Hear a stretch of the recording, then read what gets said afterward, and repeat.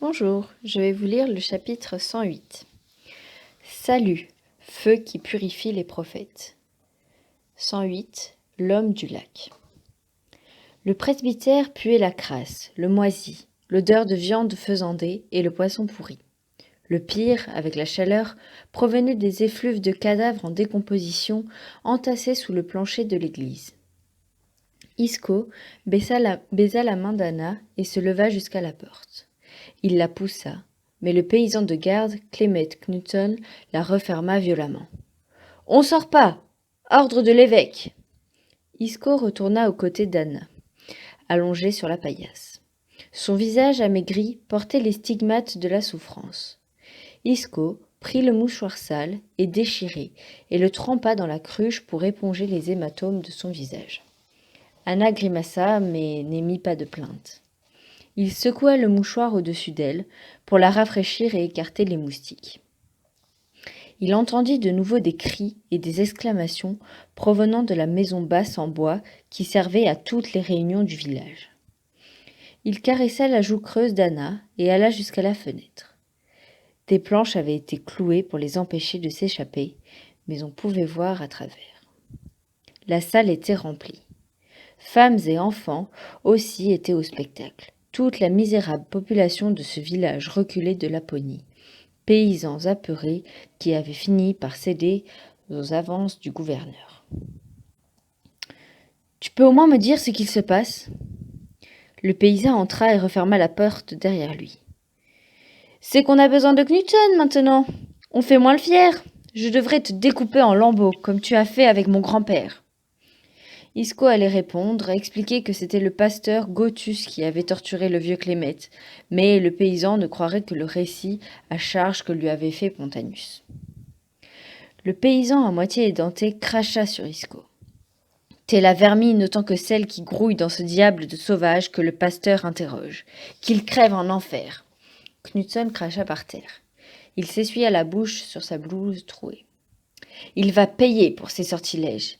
Il va nous dire où il a caché son maudit tambour. Il va le dire. Tu peux faire confiance au pasteur. » De l'extérieur, Isco perçut de nouvelles exclamations. Entre les planches, il vit que 2 hommes sortaient une femme évanouie de la salle en la soutenant sous les bras et par les jambes. Ils la lâchèrent sans ménagement sur la bruyère et retournèrent à l'intérieur, en écartant les habitants. 2 enfants en pleurs et en haillons sortirent de la maison et s'accroupirent près de la femme évanouie, jetant des regards perdus autour d'eux. Knudsen brandissait son bâton sous le nez d'Isco. « Regarde donc ça. Tu vois ce sang séché ? C'est celui de ce porc. Le premier coup, c'est moi qui l'ai donné. Oui, c'est moi. » Knudsen cracha à terre. « Même que le pasteur Noraeus, il m'a dit que pour me récompenser, il me donnerait des terres d'ici. Des terres à lui, qu'il me donnerait à moi, en plus de la ferme que j'ai. Il m'aime bien, le pasteur Noraeus. Il m'aime bien. Et des vraies terres à moi avec un papier et des écritures dessus, et un sceau. À moi, la terre, à moi. » Il brandit le bâton en l'air. « Pour me récompenser. Et c'est pas l'envie qui me manque de t'en ficher un coup sur ton crâne de papiste. » Peut-être bien qu'il me récompenserait aussi pour ça, avec tout le malheur que t'as fait, toi et ta putain. Il reposa le bâton en le tapant brutalement au sol. L'évêque, il m'a dit tous les malheurs à mon pauvre grand-père. Parce qu'il parle à des gens comme moi, l'évêque. Parce qu'il m'aime bien, l'évêque. Il m'aime bien. Il m'a dit de pas avoir peur de prendre une ferme ici, que j'étais un bon chrétien et que les démons des Lapons, on allait les exterminer. Moi, je le crois, c'est l'évêque. La peur au ventre, Isco la sentait chez Clément Knudsen. Son visage disait le contraire de ses paroles. Les pasteurs n'avaient pas mis longtemps à retrouver la trace d'Aslak. Des hommes parlaient. Qui exactement leur avait donné l'information ? Isco l'ignorait. Les moustiques l'empêchaient de penser clairement. Lapon, ces icônes t'ont-elles apporté le moindre bien ? Le pasteur Noraeus poursuivait l'interrogatoire d'Aslak. Isco n'avait fait que l'apercevoir quand les paysans l'avaient traîné dans la maison, la tête couverte de plaies ouvertes, le visage sanguinolent, à moitié inconscient. La chaleur et la puanteur lui donnaient le tournis. Anna gémit doucement dans un demi-sommeil agité. Il lui rafraîchit le front et écarta les moustiques. Elle n'y réagissait plus. Un vague sourire se dessina sur ses lèvres. Sa main se décolla de sa robe et chercha dans le vide. Isco la saisit. Sa respiration se calma.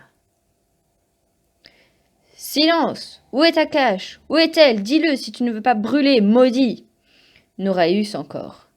Une colère telle qu'Isco n'en avait jamais entendu. Noraeus aussi avait peur. Tout le monde avait peur. Les moustiques volaient devant les yeux. Des dizaines de moustiques, ceux qu'il voyait. Il balaya l'air devant Anna. Les moustiques n'avaient pas peur. « On dirait que ça bouge, dit Knudsen. » Il sortit. Isco entendait de nouveau les cris de la foule. « Au feu !» Il perdit le reste. Tout ça n'avait plus d'importance. Anna ouvrit les yeux. Elle tenta de lui sourire. Elle souffrait. « Que se passe-t-il? Pourquoi ces gens crient-ils » Ils ont attrapé Aslak. « Ton ami ?» Elle lui serra la main. « Je voulais tellement le protéger. » Anna passa sa main sur sa joue. La porte s'ouvrit. L'évêque Pontanus en soutane noire boutonnée jusqu'au col s'arrêta dans l'embrasure. Clément Knudsen se tenait derrière lui. « Approche, mon petit Knudsen. Répète ce que tu m'as dit.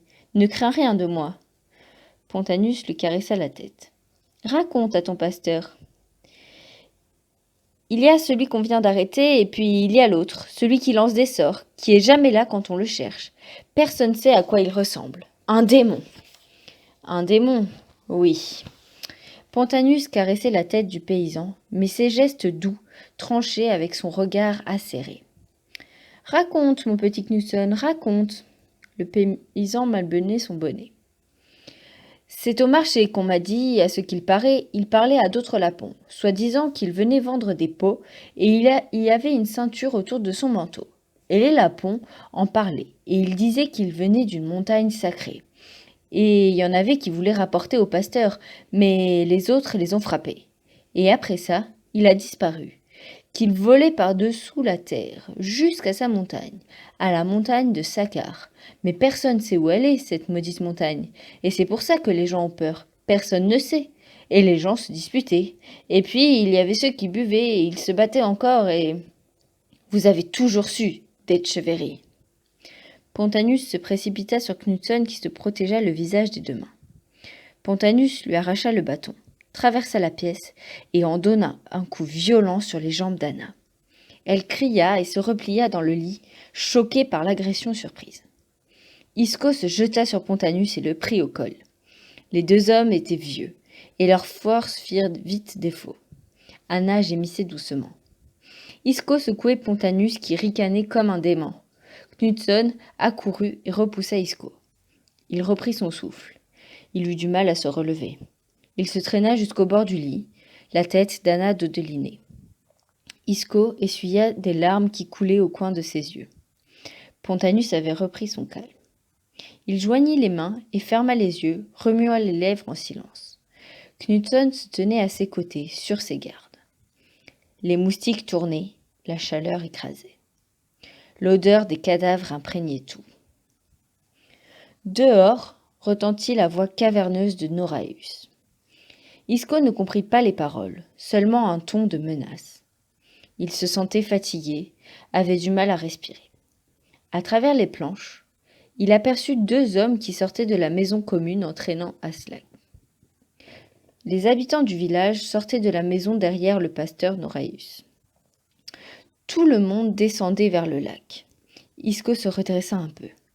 Le groupe atteignait maintenant la rive. Il comprit alors. Des paysans soulevaient Aslak sur un énorme tas de bois. Il avait l'air à peine conscient. On l'attachait à un poteau. « Que la justice divine est belle quand elle s'applique sans fléchir !» Pontanus regardait aussi à travers les planches. Il semblait jouir plus encore du spectacle que s'il avait été à la place du pasteur Noraeus, satisfait de son disciple. L'œuvre de purification n'en est qu'à son début. Vous allez y assister, et vous parlerez. Sa voix se fit encore plus douce. Si vous voulez sauver Anna et finir votre vie avec elle, vous parlerez. Isco n'écoutait plus Pontanus. Sur le lac, il venait d'apercevoir une barque approcher. Elle se dirigeait vers la rive, à l'écart de la foule qui criait et riait, d'attente et de peur mélangées. Un homme seul se tenait dans la barque, debout, comme s'il marchait sur l'eau. Personne ne faisait attention à lui. Lorsqu'il posa pied à terre, Isco ferma les yeux, se mordant les lèvres. Pour la première fois, le désespoir l'envahit. Fin du chapitre.